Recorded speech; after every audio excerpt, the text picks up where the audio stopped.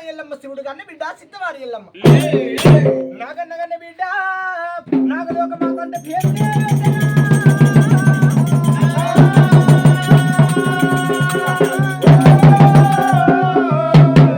ఎల్లమ్మ అంటూ పేరు పెట్టంగానే కిలకిల తల్లి ఎడ్డుకొండ మీద నవలేవటరా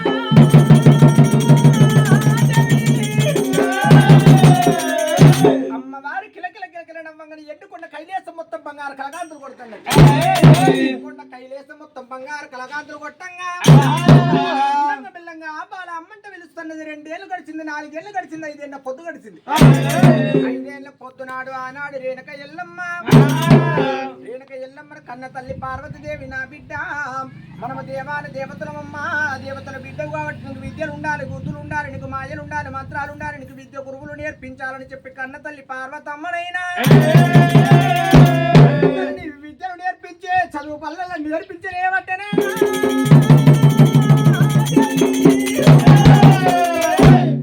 తల్లి ఆనాడు ఆ చదువు పల్లెల లోపల చేర్పించగానే ఆనాడు రేణుక ఎల్లమ్మ పుట్టగని నేర్చింది పుట్టడి విద్యలు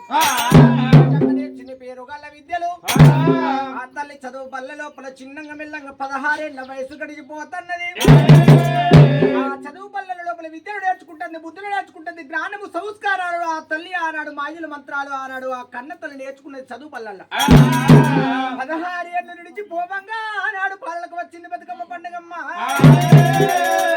పాలలకు వచ్చింది బతుకమ్మ పండుగ రోజు నాడు ఆనాడు తెనిగి టెంకరు ముదాము వారి పిల్లలైనా కులమత భేదం లేకుండా బ్రాహ్మణుల పిల్లలు కోమట్ల పిల్లలు తెనిగి టెంకరు ముదాము వారి పిల్లలు ఆనాడు అల్లి పువ్వు మల్లి పువ్వు పట్టుకొని తంగడి ఆకుల గుమ్మడి గౌరమ్మలు పట్టుకొని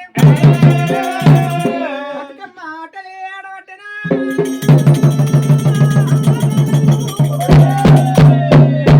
ఆనాడు ఆ బాలలంత బతుకమ్మల ఆటలంట ఆడుతున్నారు.